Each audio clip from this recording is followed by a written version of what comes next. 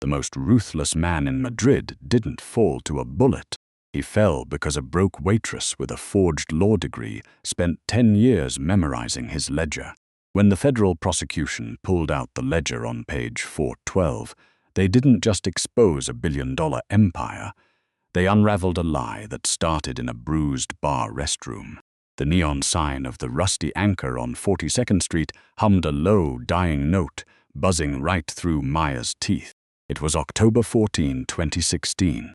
She was 22, smelled of cheap tequila and sour lime juice, and her shoes were held together by duct tape hidden beneath her apron.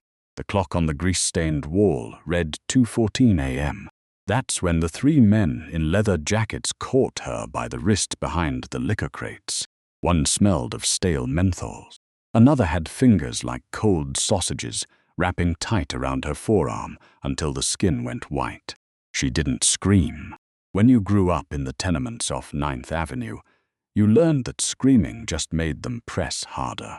Her breath hitched, trapped in her throat like a dying bird. Then the back door clicked. He didn't look like a savior. He looked like an executioner. Alejandro Vega wore a charcoal bespoke suit that cost more than Maya's family made in a decade, but his knuckles were raw, scraped pink against the stark white of his cuffs. He was 34, newly crowned head of the Vega syndicate after his father's sudden, bloody demise. The city called him El Silencioso, the silent one. Alejandro didn't yell. He didn't draw a gun. He just walked over to the sink, turned on the tap, and began washing a dark, sticky smudge off his right hand. The silence in the room stretched so tight it threatened to snap. The man holding Maya froze, his grip loosening just a fraction. Outside, Alejandro said. His voice was a low, gravelly rasp, a sound born from dust and old smoke. He didn't look at them. He was drying his fingers with a brown paper towel, meticulous and slow. "Hey pal, we were just," the heavy one started, but Alejandro's eyes shifted. They were a terrifying pale amber, completely devoid of heat. Just flat calculation. "I won't ask a second time." They ran. They didn't just walk out. They scrambled, their boots skidding on the damp tile. Maya slumped against the ice machine, her knees turning to water. Her hands shook so violently she had to tuck them into her apron pockets. She expected him to leave. Instead, Alejandro reached into his breast pocket and pulled out a gold money clip. He slid a crisp, sharp $100 bill across the stainless steel counter. "For the apron," he murmured, his gaze dropping to the fresh tear where the man had grabbed her. "Get a cab. Don't walk home tonight, Maya." She froze, her heart hammered against her ribs. How do you know my name?" Alejandro stopped at the threshold, his broad shoulders framing the dirty alleyway behind him. For a fraction of a second, the untouchable mask slipped. His mouth twitched into a line of profound, bone-deep exhaustion. He looked less like a king and more like a ghost carrying the weight of a graveyard. "Because your father owed my father $40,000, and I tore up the ledger this morning." Before she could breathe, he vanished into the rainy night, leaving only the scent of cedarwood and the $100 bill. 10 years passed like a slow-burning fuse. Maya never forgot the amber eyes or the debt erased by a ghost. She quit the bar, took 2 night jobs, lived on instant noodles in a studio apartment on Broome Street, and poured every waking second into the law. By 2026, she wasn't the girl in the torn apron anymore. She was Maya Lin-esque, sharp-witted corporate defense attorney at Miller & Associates. Then the world exploded.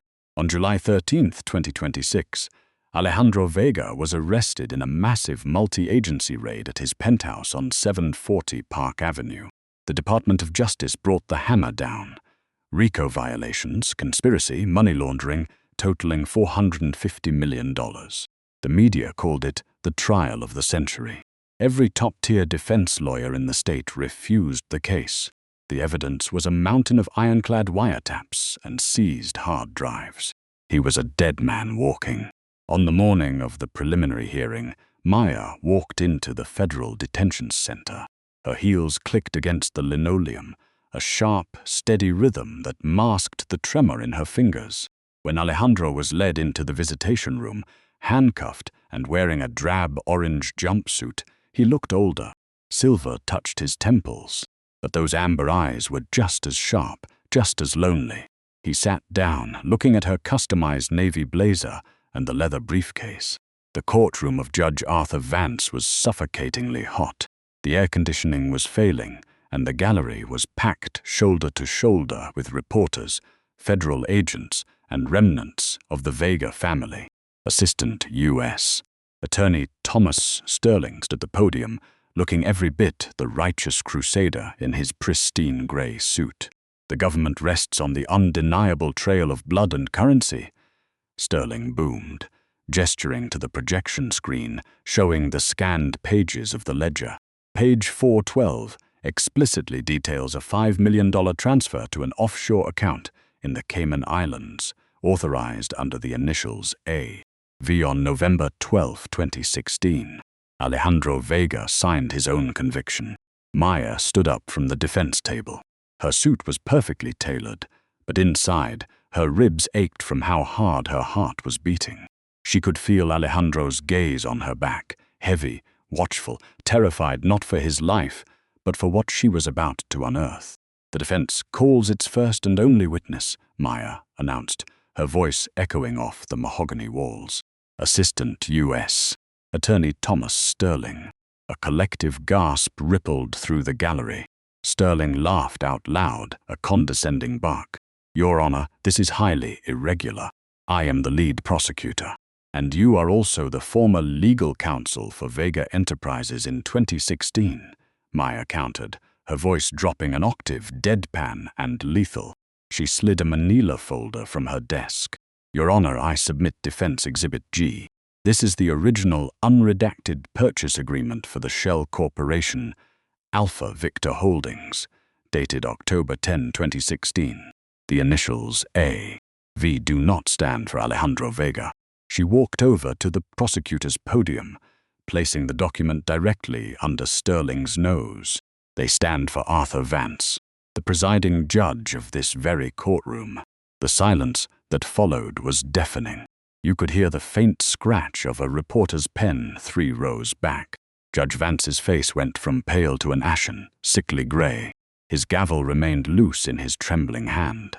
This is absurd, Sterling shouted, though his voice cracked on the second syllable. This document is a forgery. It's not, Maya said smoothly, turning to face the jury box. Because the notary public who stamped this document 10 years ago was my late father. He kept a duplicate log of every off-the-books transaction he signed for the Vega family before he died. He hid it in the floorboards of our apartment on 9th Avenue because he knew his life was in danger. And do you know whose signature is next to the judge's, authorizing the bribe? She turned around, pointing a finger directly at Sterling. Yours, Thomas. You weren't prosecuting a mob boss. You were cleaning up your own tracks by putting the son of your dead partner in a federal penitentiary. Alejandro sat completely motionless, his jaw clenched so tight a muscle ticked in his cheek. He hadn't known. He had spent 10 years believing his father had ruined their legacy, spent 10 years protecting a system he thought was his birthright, only to realize he had been a scapegoat for the very state apparatus trying to execute him. Motion for immediate dismissal with prejudice, Maya said, her voice ringing with absolute certainty, and an immediate investigation into judicial corruption. Judge Vance looked at Sterling. Sterling looked at the double doors. The betrayal was absolute, raw, and bleeding in the middle of a federal court. Vance, his hands shaking so violently he could barely hold his pen, looked at the document, then at Maya. Court. Court is adjourned for a 15-minute recess, Vance stammered, slamming his gavel down once before fleeing into his chambers. The courtroom erupted into total chaos. Reporters scrambled for the exits, phones buzzing, shouting across the benches. Armed marshals immediately stepped toward Sterling, blocking his path. Maya walked back to the defense table. Her knees felt like hollow reeds. She braced her hands on the polished wood, letting out a breath she felt she'd been holding for a decade. Alejandro leaned forward as far as his handcuffs would allow. The cold, untouchable El Silencioso was gone. In his eyes was something raw, wild, and deeply vulnerable. "You shouldn't have done that," he whispered, his voice trembling. "Maya, you don't understand what you've just unlocked." "I saved your life," she whispered back. "No," Alejandro said, his eyes darting to the side door where two men in dark suits had just entered the courtroom, their hands inside their jackets. "You just proved to the real bosses that I'm no longer useful as a scapegoat. They aren't going to let us leave this building alive." The air in the courtroom shattered. It wasn't a loud explosion, but the sharp, compressed pop-pop of a silenced weapon. The marshal standing nearest to the prosecutor collapsed forward, his heavy boots kicking uselessly against the linoleum. Screams ripped through the gallery. People threw themselves under benches, wood splintering under the sudden, frantic weight of panicked bodies. Alejandro didn't hesitate. Handcuffed or not, he lunged across the defense table, his heavy frame slamming into Maya. He brought her down to the floor just as a third bullet drilled a clean, smoking hole into the leather back of her chair. "Stay down," he growled into her ear. His chest was heaving against her back, a solid protective wall. The scent of him, coarse soap and old cedar, was the only anchored thing in a world turning upside down. "Who are they?" Maya choked out, her cheek pressed against the cold, polished oak of the floorboards. Her fingers gripped his orange jumpsuit, her knuckles white. "The board," Alejandro muttered, his eyes tracking the shadows moving through the smoke of a suddenly deployed canister. "The men who bought the judge. The men who bought the prosecutor. My father wasn't a boss, Maya. He was their enforcement officer, and I was supposed to take his secrets to a maximum security grave." Another volley of shots peppered the drywall above them, showering them in white plaster dust. The chaos was absolute. Fire alarms began to wail, a high-pitched, agonizing shriek that drowned out the weeping of the wounded. Alejandro grabbed the edge of the table with his bound hands, muscles straining until the veins in his forearms threatened to burst. With a brutal heave, he flipped the massive table onto its side, creating a makeshift barricade. "The keys," he rasped, nodding toward the fallen marshal 3 feet away. "In his belt, right pocket." Now Maya, she didn't let herself think. She crawled through the dust, her tailored blazer tearing at the shoulder. Her hand slid into the dead man's utility belt, fingers slippery with dark, warm blood. She found the heavy metal ring, dragged herself back, and jammed the key into Alejandro's cuffs. The locks clicked open. He didn't waste a second. He grabbed her hand, his grip crushing, and pulled her toward the private exit behind the judicial bench. They burst into the back corridor, sprinting down the drab, fluorescent-lit hallway of 500 Pearl Street. They descended the concrete stairwell into the subterranean parking garage, their breaths coming in ragged, synchronized gasps. The air down here was thick with exhaust fumes and damp concrete. "We take the service vehicle," Alejandro muttered, scanning the shadows. A gray Audi A6. It's always parked near the maintenance bay. They broke into a run across the open asphalt. But before they could reach the car, the headlights of a black armored Cadillac Escalade slammed on, blinding them. The tires shrieked against the concrete as the massive SUV swung around, blocking their path. The doors clicked open simultaneously. Out stepped 4 men, but it was the man in the front passenger seat who made Alejandro freeze entirely. It was Roberto, Alejandro's right-hand man, the man who had held the umbrella at his father's funeral, the man who had handed Maya the file on the original ledger just 3 weeks ago. Roberto didn't look angry. He looked profoundly bored. He held a semi-automatic pistol loosely at his side. "You should have let them convict you, Alejandro," Roberto said, his voice echoing off the low concrete ceiling. "It would have been cleaner. Now the board has to rewrite the entire narrative." Maya stepped in front of Alejandro, her voice trembling but fierce. "I have copies of the log. It's already scheduled to upload to an off-site server if I don't check in by noon." Roberto let out a soft, pitying laugh. "My dear girl, Who do you think gave your father those logs 10 years ago? Who do you think told him to hide them in the floorboards on 9th Avenue? He smiled, a cold, predatory baring of teeth. I didn't give you that file to save him. I gave it to you so you would destroy the judge and the prosecutor. They were getting greedy. You did our house cleaning for us. Maya's heart stopped. The room spun. Her entire life, the night shifts, the law degree, the sacrifice, hadn't been her choice at all. It was a blueprint drawn by a monster. And your father, Roberto murmured, taking a slow step forward. The glare of a dozen flashlights washed over the concrete, blinding everyone in the garage. For a heartbeat, there was only the metallic hum of the heavy security doors rolling up and the erratic, high-pitched chirping of tactical sirens. Federal agents. Drop the weapons. A voice boomed from behind the wall of shields. Roberto didn't flinch. He adjusted his grip on the pistol, his eyes locked on Alejandro. You think the law is going to save you now? He shouted over the noise. The feds are on the payroll too. Everyone is on the payroll. But the chaos that followed wasn't scripted. A massive, unmarked panel van swerved into the garage, tires smoking as it slammed into the side of the Escalade, pinning Roberto's men against the concrete wall. The impact sent metal screeching and glass shattering, turning the garage into a war zone. Get in, a voice barked from the van's sliding door. It was the nurse from the detention center, her hair pulled back in a severe, no-nonsense bun, a heavy automatic rifle resting in her lap. Alejandro shoved Maya toward the van. Go, I'm not leaving you. Maya grabbed his arm, but he yanked himself free, diving toward the Escalade to tackle Roberto before he could get a clean shot at the agents flooding the garage. They collided in a flurry of limbs and gritted teeth. Roberto was strong, but Alejandro was fueled by a decade of repressed fury. He smashed Roberto's face into the pavement once, twice, until the man went limp. Bullets were flying everywhere now.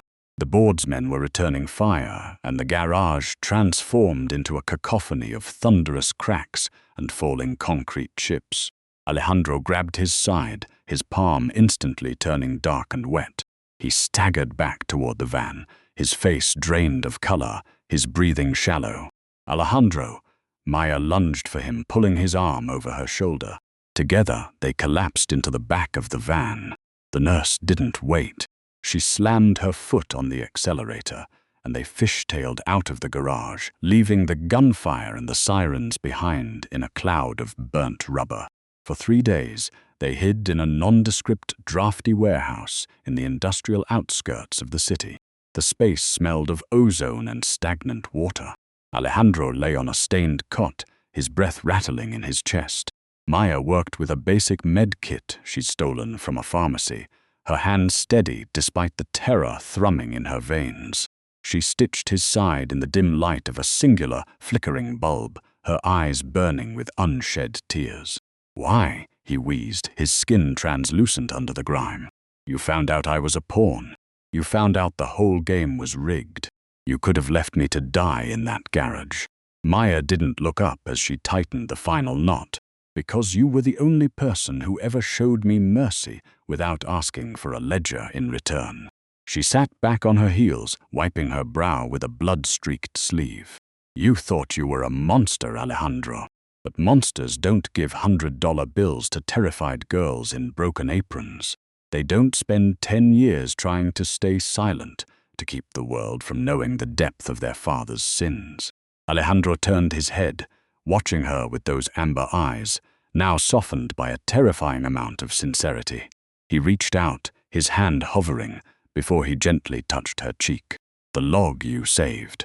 The one Roberto mentioned. It's not just a list of bribes. I know, Maya whispered. It's a list of names. Everyone involved in the city's corruption for the last 30 years. If you release it, there is no going back, he said, his voice barely a rasp. You will be a target for the rest of your life. They will hunt you, Maya. Every shadow will be a threat. Maya stood up and walked to the small, cracked window overlooking the desolate street. The morning sun was just beginning to bleed across the skyline. She realized then that the girl from the bar hadn't actually died. She had just been waiting for the right moment to finally stand up. "Let them come," she said, pulling a flash drive from her pocket. She looked at the blinking light, a tiny, pulsing red beacon in the dark. "I have enough evidence to burn the whole board down to the foundations." They wanted to pawn Alejandro. The fire that started in a bar restroom eventually consumed an entire corrupt empire. Maya Lin didn't just save a man. She dismantled a system. Their story reminds us that courage isn't the absence of fear, but the decision to act when everything is at stake. If this story moved you, please hit that like button, share it with someone who needs to hear it, and subscribe so you never miss another story that proves even the smallest voice can shake the world.